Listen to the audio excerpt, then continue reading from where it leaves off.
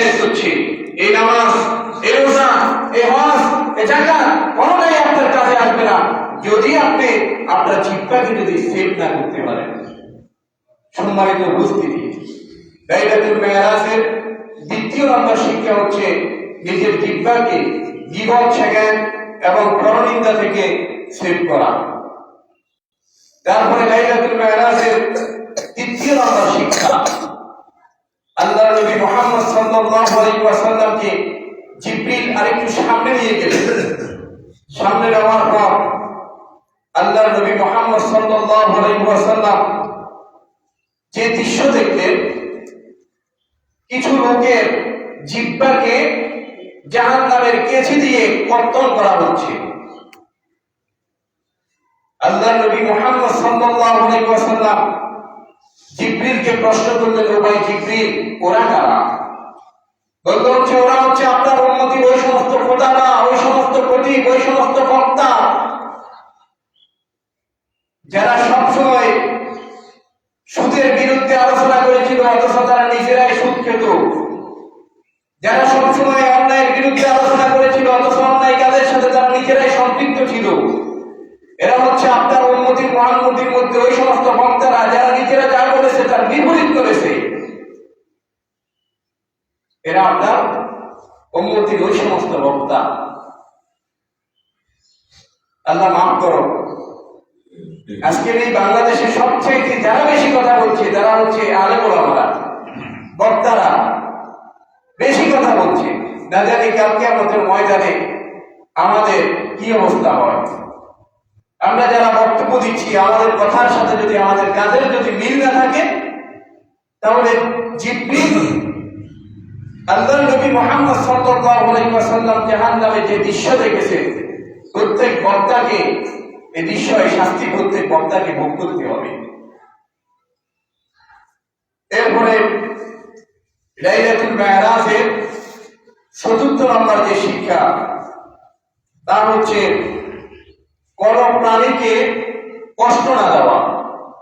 আল্লাহর নবী মুহাম্মদ সাল্লাল্লাহু আলাইহি ওয়াসাল্লাম ওই যে বিশাল হাদিস, আরেকটু যখন সামনে গেলে গিয়ে রাসূলকে দেখানো হচ্ছে একটা মহিলা জাহান্নামের আগুনের মধ্যে তাকে শাস্তি দেওয়া হচ্ছে।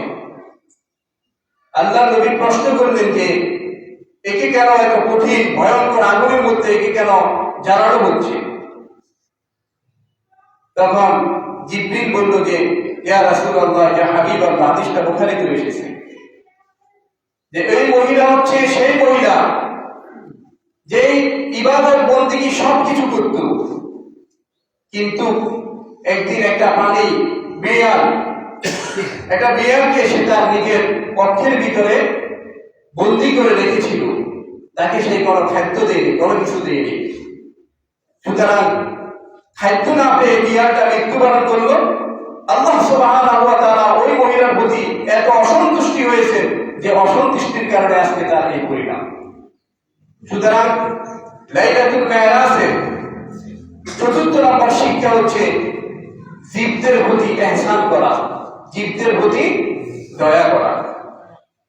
তারপরে লাইলাতুল মেরাজের পঞ্চম যে শিক্ষা, আল্লাহর নবী মুহাম্মদ সাল্লাল্লাহু আলাইহি ওয়াসাল্লাম জাহান্নাম যখন গমন করছিলেন, আরেকটু সামনে গেলেন। সামনে যাওয়ার পর রাসূল সাল্লাল্লাহু আলাইহি ওয়াসাল্লাম এক ভয়ঙ্কর দৃশ্য দেখলেন, যেটা মুসনাদে আহমদের ভিতরে, মাকতাবায়ে শামিলা মুসনাদে আহমদের ভিতরে হাদিসটা এসেছে। রাসূল দেখলেন যে কিছু মহিলার স্তনের মধ্যে বিষাক্ত সাপ সবল মারছে। আল্লাহর নবী মুহাম্মদ সাল্লাল্লাহু আলাইহি ওয়াসাল্লাম জিবরিলকে প্রশ্ন করলেন, ও ভাই জিবরিল, এই মহিলাদের এই দৃশ্য কেন? বলল, ওরা হচ্ছে ওই সমস্ত নারী, ওই সমস্ত মহিলা যারা তাদের সন্তানদেরকে নির্দিষ্ট মুদ্রাতে, নির্দিষ্ট সীমা পর্যন্ত দুধ পান করেনি। 2-1 মাস পান করাইয়ে সন্তানকে আর দুধ পান করায়নি। সে আল্লাহর বিধানকে লঙ্ঘন করেছিল। আল্লাহর বিধান হচ্ছে পরিপূর্ণ 2 বছর সন্তান দুধ পাইবে, কিন্তু কয়েক মাস সন্তানকে দুধ পান করাইয়া এরপরে আর করায়নি। এজন্য আল্লাহ রাব্বুল আলামিন তার উপর অসন্তুষ্টি হয়ে আজকে তার স্তনের মধ্যে এই বিষাক্ত সাপ তাকে সবল করছে। আল্লাহ নবী মুহাম্মদ সাল্লাল্লাহু আলাইহি ওয়াসাল্লাম এই লাইলাতুল মেরাজে যে সমস্ত দৃশ্যগুলো দেখা হয়েছে, এর ভিতরে আরেকটি শিক্ষণীয় বিষয় হচ্ছে ৬ষ্ঠ নম্বর যে শিক্ষা, সেটাও আমরা ওই হাদিস থেকে পাই যে আল্লাহ নবী মুহাম্মদ সাল্লাল্লাহু আলাইহি ওয়াসাল্লাম দেখলেন যে জাহান্নামের মধ্যে একটা লোক, সে ঘুমন্ত। কিছু লোক তার মাথার মধ্যে একটা পাথর নিক্ষেপ করে, পাথর নিক্ষেপ করার সাথে সাথে মাথাটা সুস্থির হয়ে যায়।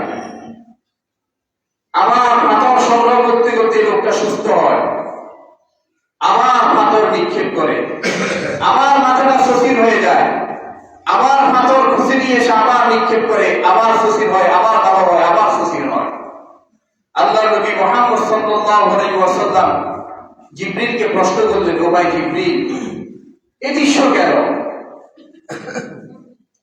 তখন জিবরিল আলাইহিস সালাতু ওয়াস সালাম আল্লাহ নবীকে উত্তর দিলেন, ইয়া রাসূলুল্লাহ, ইয়া হাবিবাল্লাহ, এরা হচ্ছে আপনার উম্মতের মধ্যে ওই সমস্ত লোক যাদেরকে কোরআন দেওয়া হয়েছিল। কোরআন নামক এই নিয়ামতে উজমা হওয়ার পর তার বিপরীত বিরুদ্ধে চলেছে। এরা হচ্ছে আপনার উম্মতের মধ্যে সেই সমস্ত লোক। কোরআনের যে সমস্ত বিধানগুলো আল্লাহ রাব্বুল আলামিন আপনার উপর আমার উপর ফরজ করেছেন, এই সমস্ত বিধান যদি আপনার কোন লেগনেন্সির কারণে আপনি আমল করতে পারেননি, সেটা এক কথা। কিন্তু কোরআনের কোন বিধানের ক্ষেত্রে যদি কেউ ঢুকুনছিট করে, কোরআনের কোন বিধানের ক্ষেত্রে, কোন আয়াতের ক্ষেত্রে কেউ যদি ঢুকুনছিট করে, তাহলে তার এই ভয়ঙ্কর শাস্তি তাকে পেতে হবে। অথচ কোরআনটাকে আজকে আমরা সাময়িক কিছু বিষয়ে কোরআন থেকে আমরা বেছে নিয়েছি। এক শ্রেণী আমরা মনে করি যে কোরআনটা শুধুমাত্র তাবিজ, যা ভোগের জন্য নাযিল করা হয়েছে। আরেক শ্রেণী আমরা মনে করি কোরআন মানে হচ্ছে শুধু নামাজ, রোজা, হজ, যাকাত। অথচ এই কোরআন, এই কনস্টিটিউশন, এটা তো কমপ্লিট কোড অফ লাইফ। এটা তো জীবন চলার প্রত্যক্ষ পরোক্ষ সমস্ত দিকের সমস্ত আয়গুলো এখানে আল্লাহ রাব্বুল আলামিন খুলে খুলে এক্সপ্রেশন করে দিয়েছেন। অথচ আজকে আমরা এমন এক জাতি, কোরআন থেকে আমরা প্রত্যেকে অনেক দূরে।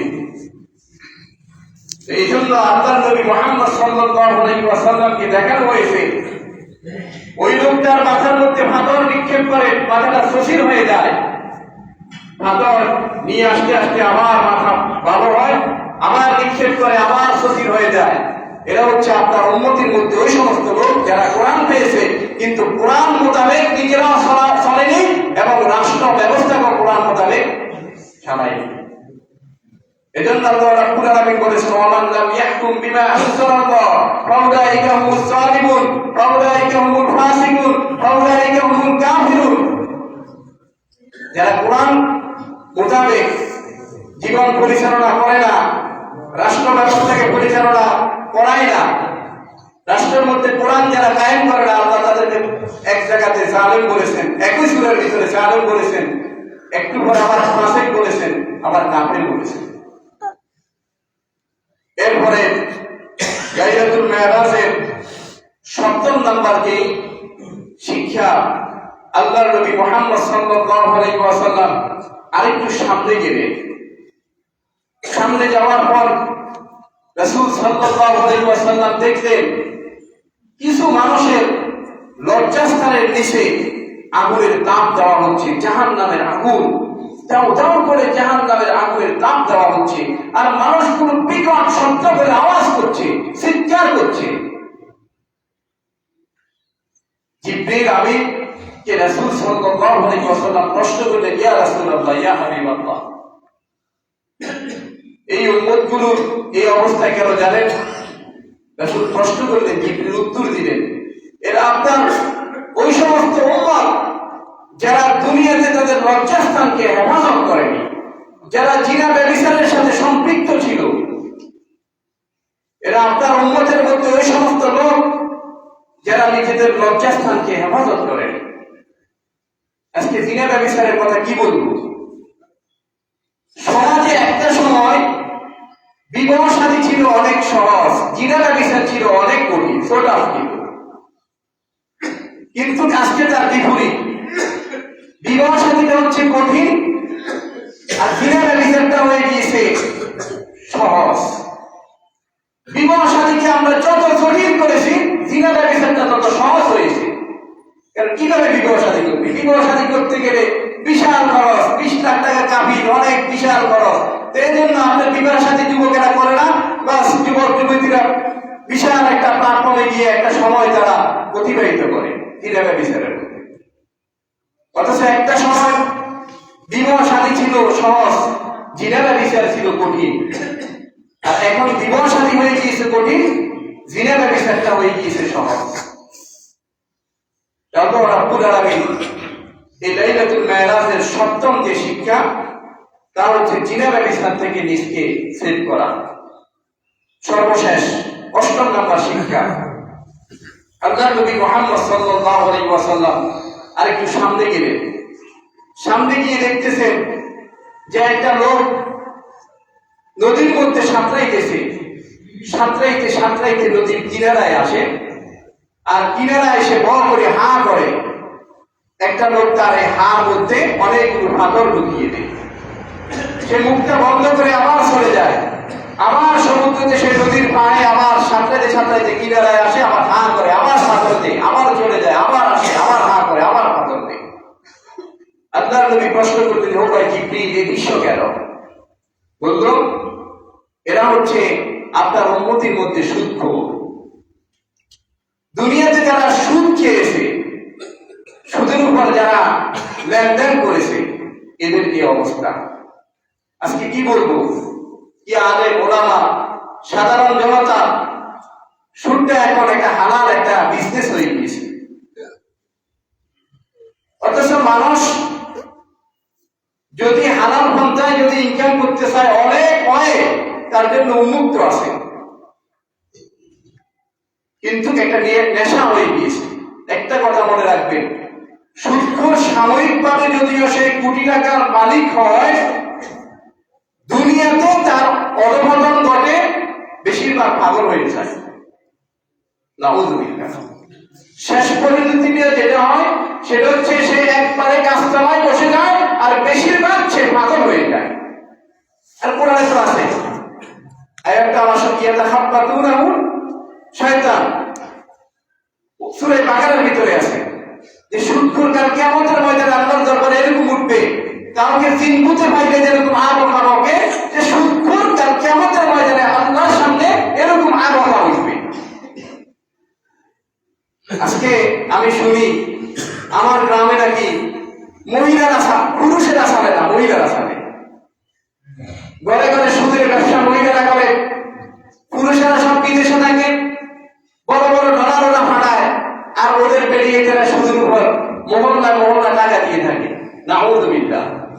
আপনি যদি জানতে পারেন এই স্ত্রীর ব্যাপারে কঠিন পদক্ষেপ নেন, নয়তো এই স্ত্রী নিয়ে গল্প করার কোনো মানেই আসে না। বিদেশে আপনারা কত কষ্ট করে টাকাটা ইনকাম করেন সেটা আপনারা জানেন। মাথার নাম পায়ে ফেলান, সেই টাকা দেশে ফেলান স্ত্রীর জন্য, সন্তানের জন্য, আর সেই স্ত্রী আপনাকে জাহান্নামের লাঠি বানাচ্ছে, আপনার টাকা দিয়ে সে সুদের উপর দিচ্ছে। সম্মানিত মুসল্লিয়ানে কেরাম, লাইলাতুল মেরাজের উপর ধারাবাহিক আজকের এই 3য় পর্বে যে সমস্ত শিক্ষণীয় বিষয়গুলো আমি আপনাদের সামনে সংক্ষিপ্ত পরিসরে আলোচনা করেছি, আমরা প্রত্যেকে যাতে করে আমল করতে পারি। যারা সুন্নাহ পড়েন তারা সুন্নাহ পড়েন।